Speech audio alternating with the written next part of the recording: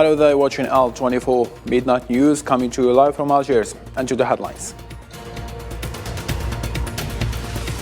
On the occasion of International Women's Day, Algerian President Mr. Abdelmajid Tebboune honored a group of women who were true example of ambition and success and in women Algerian society.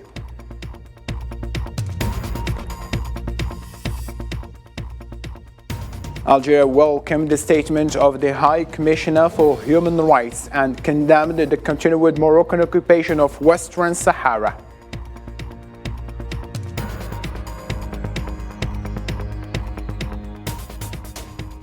The Arab Parliament strongly condemned Jenin massacre in Palestine, calling on the Security Council to intervene urgently and stop the Zionist occupation murders.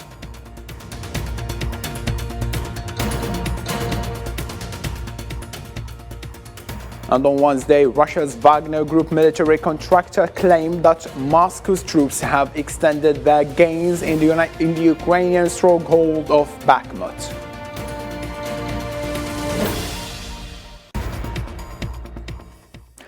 Hello again and welcome. Algerian President Mr. Abdelmajid Tebboune supervised a ceremony of celebrating International Women's Day at the International Conference Center, where he honored a group of women whom they were a true example of ambition and persistence in encouraging and stimulating environment.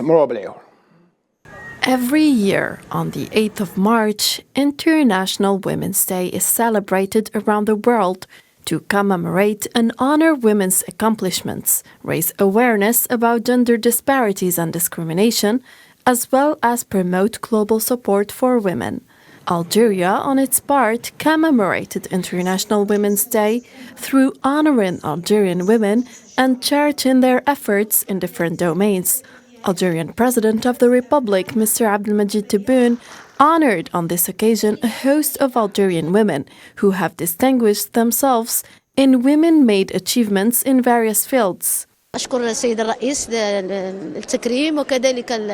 thank Mr. President for this distinction, as well as the Ministries of Solidarity and that of Higher Education, a distinction which is the fruit of work on medicinal plants and their valorization, whether on the therapeutic level and aesthetics, but also with regard to food supplements.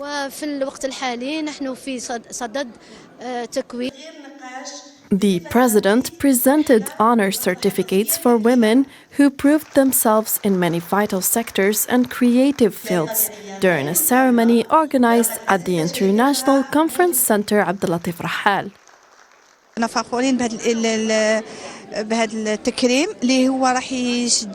We are proud of this distinction, which will encourage us and push us to do more in order to continue our research work and stimulate innovation.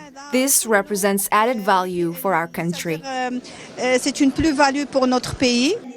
Algerian President asserted on this occasion that women and family issues are among the most important concerns of the government. As part of women's endeavors to stand out, Algerian women have raised their aspirations and proven their worth day by day through serving their country.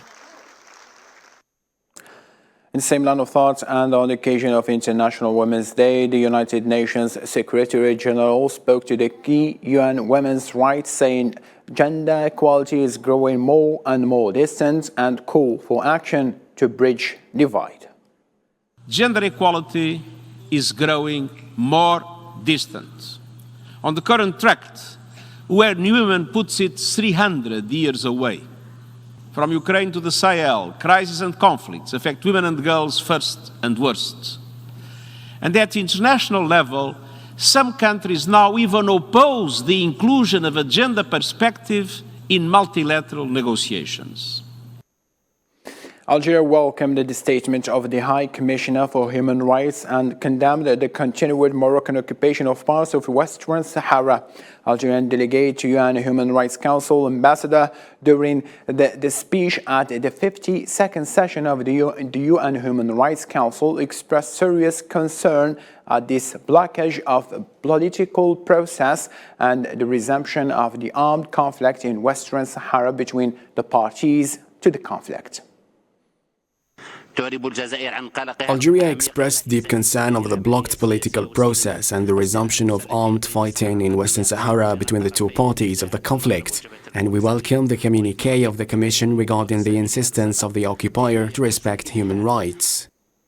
The High Commissioner for Human Rights, Volker Turk, has emphasized the need to stop human rights violation and respect freedoms in Western Sahara. The report was welcomed by many countries, including South Africa and Zimbabwe, who strongly condemned the Moroccan military occupation of parts of Western Sahara. Hussein Burkan. Good morning, Excellencies, distinguished partners. High Commissioner Volker Turk presented a detailed report on the situation of vulnerable peoples and those suffering from persecution and crises during a recent session of International Human Rights Council. He highlighted the importance of putting an end to human rights violation and respecting freedom in Western Sahara. Overall, accountability for violations and abuses of human rights and international humanitarian law remains lacking in a context of impunity, absent or weak judicial infrastructure, and lack of political will.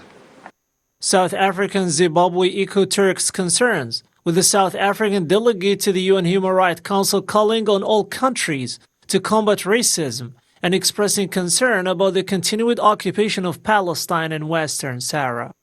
The Zimbabwean delegate urged the international community to empower the Sahrawi people to determine their own destiny and deplored the Moroccan military occupation of Western Sahara and the repression of Sahrawi civilians.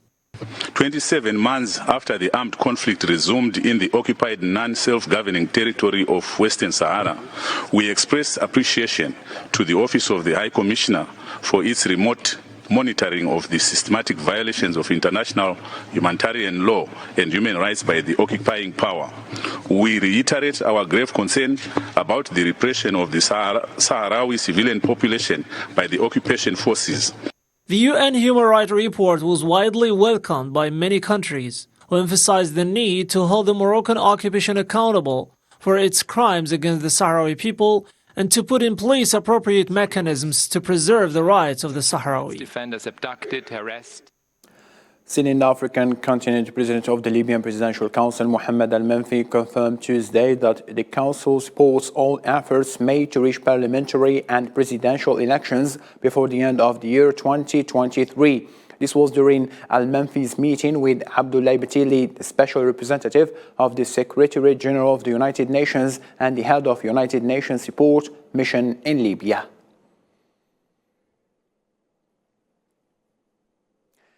A general strike has spread throughout the West Bank as residents mourn the martyrs of Jenin, who were killed by Zionist forces. Schools and shops are closed and transportation has been suspended in the city's governorate.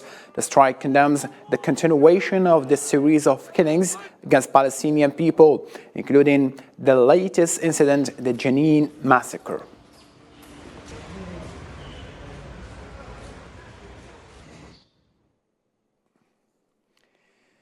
Still with Palestine, the Arab Parliament has condemned the Jenin massacre, calling on the Security Council to intervene urgently to stop the policy of the daily failed killings by the Zionist regime. Qatar and Turkey also condemned the crime. In this matter, the Palestinian factions have been urged to escalate resistance in response to the aggression against their people. The South African Parliament has voted to downgrade the Zionist embassy in Pretoria to liaison status as a result of the Zionist continued aggression and violations against Palestinians. A draft resolution was submitted by the National Freedom Party, which holds only 2 seats in Parliament but is aligned with the ANC. The Palestinian Ministry of Foreign Affairs welcomed the adoption of resolution and thanked the President's government, people of the Republic of South Africa, stating that it was an important step in supporting the just Palestinian cause. The United Nations Special Envoy for Syria, Geir Pedersen, has urged the warning signs in Syria and the international community to revive efforts to find political solutions to the ongoing conflict that has devastated the country for more than a decade. Speaking in Geneva, Pedersen called for a step-by-step approach that would allow all sides to present what they are prepared to concede to reach a possible settlement. The international climate today may make a comprehensive solution impossible. We should still strive for it, but let's be frank, when we look at the war in Ukraine and the impact it is having, it's not helping us to facilitate this. But as I said, status quo cannot be acceptable. We need to move forward. Still in the Middle East, Turkish Foreign Minister Mevlut Cavusoglu said on Wednesday that deputy foreign ministers of Russia, Turkey, Syria and Iran are meeting in Moscow next week ahead of planned talks between foreign ministers. Cavusoglu said that Turkey agreed on his Iranian counterpart request to join the talks between Turkey, Syria and Russia. Moscow is supporting a reconciliation between Damascus and Ankara, hosting talks between the defense ministers in December and aiming for meetings between the foreign ministers and eventually presidents. Astana is the only surviving format to address Syria anyway. We have informed Russia that there is no problem with Iran's participation. Now we are planning a meeting between the four foreign ministers and the process is currently underway. Russia offered to host a preliminary meeting for the preparations of this four-way meeting. We will be sending our deputy minister to Moscow next week, and Iran will attend this meeting as well.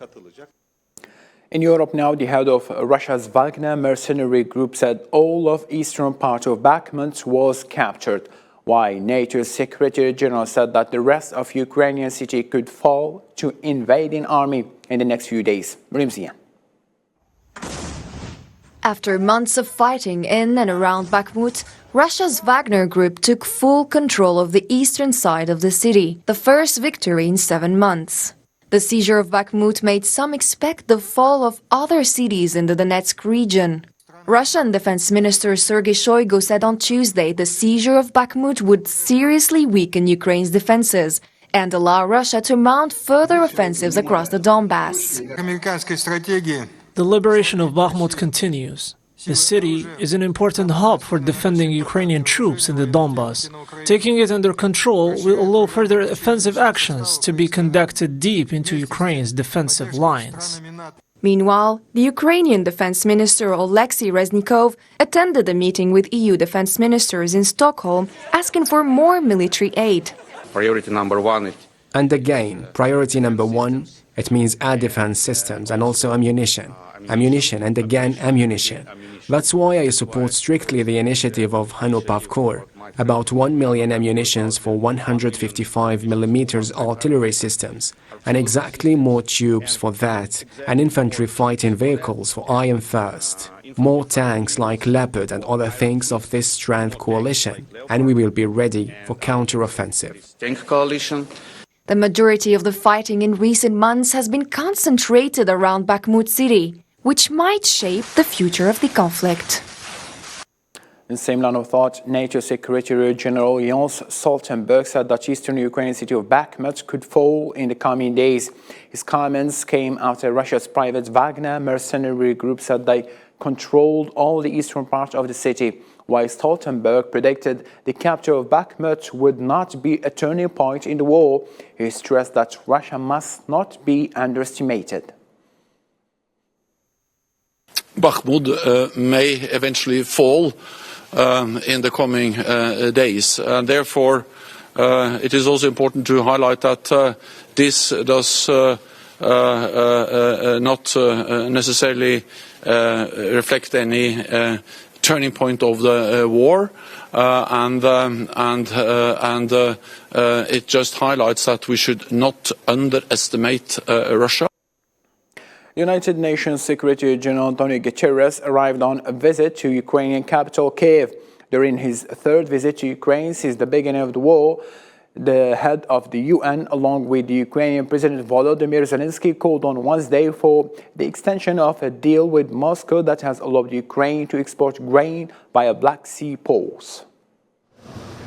I want to underscore the critical importance of the rollover of the Black Sea Grain Initiative on 18 March and of working to create the conditions to enable the greatest possible use of export infrastructures through the Black Sea in line with the objectives of the initiative. European Union defense ministers gathered in Stockholm to discuss the divisive plans to obtain military supplies for Ukraine through common procurement. The informal meeting was hosted by the Swedish government, which assumed the rotating presidency of the Council of the European Union on January 1st. The ministers discussed the bloc support for Ukraine, including the EU training mission for Ukrainian soldiers. And one thing I don't want to see is that we are digging into the bureaucracy and not looking at what is the aim. And the aim is 1 million rounds for Ukraine. When we bring this fresh money, then this will also increase the capacity of the industry. And this is what we need anyway, also for the future, that the European industries are capable of producing more shells. The U.S. daily newspaper, The New York Times, said that new intelligence reviewed by U.S. officials suggested that a pro-Ukrainian group carried out the attack on Nord Stream pipelines last year. On the other hand, Kremlin spokesman Dmitry Peskov called a report coordinated fake news media campaign and told the state news agency RIA Novosti those who attacked the pipelines clearly want to divert attention. To France now, where deliveries from oil refineries were suspended on Wednesday, electricity production reduced and train services disrupted as a nationwide strike against planned pension reform sustained. Nabil Khazini. One more day and another 24 hours of trouble in France. In the wake of the very large mobilization in the streets, the industrial action continues. The unions are trying to press the government with strikes in certain sectors. The government says these acts do not lead to progress. Le blocage, ça n'amène pas de progrès. Blocking is the opposite of dialogue. Blocking doesn't lead to progress. It penalizes the French who want to work and be able to move around. We hear the message of demonstrators. We respect the disagreements that are expressed in the street or through strikes.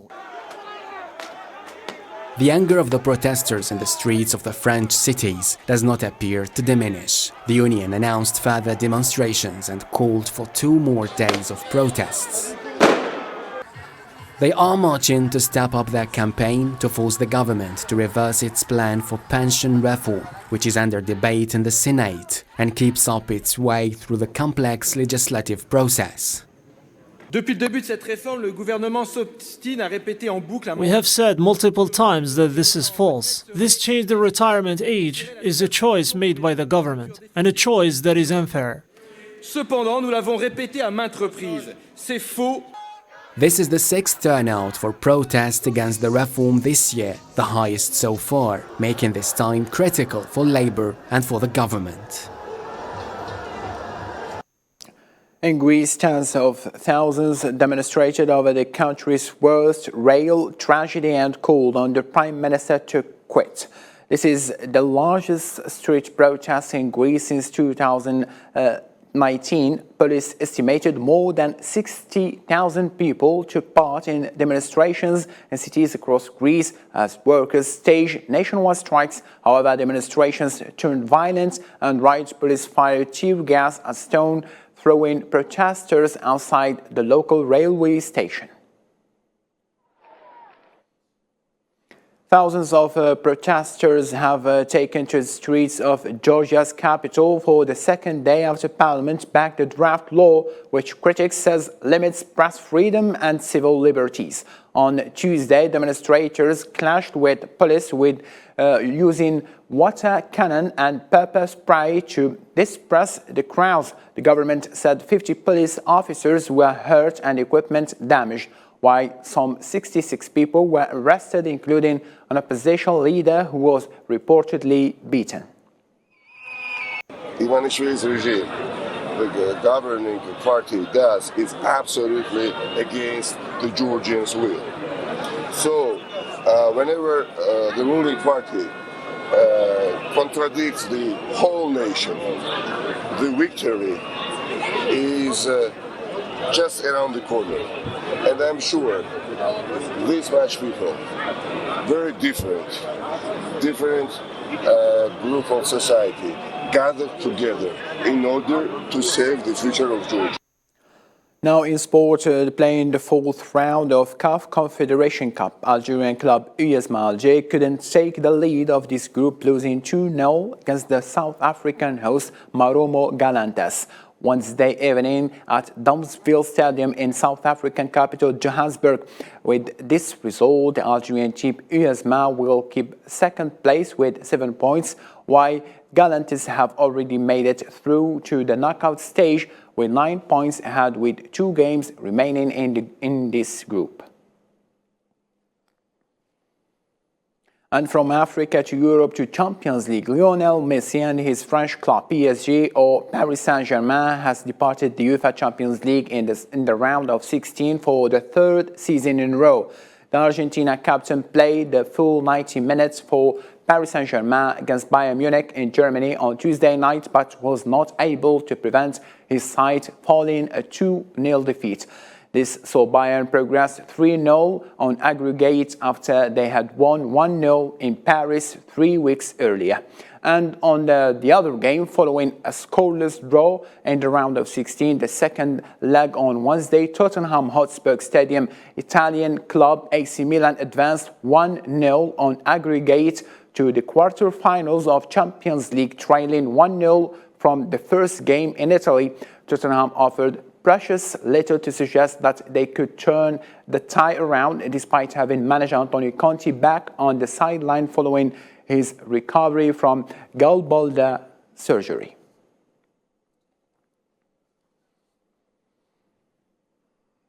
Ladies and gentlemen, thank you ever so much for being with us in this news bulletin. And for more updates, you can follow our social media platform. And all I can say at the end, good night.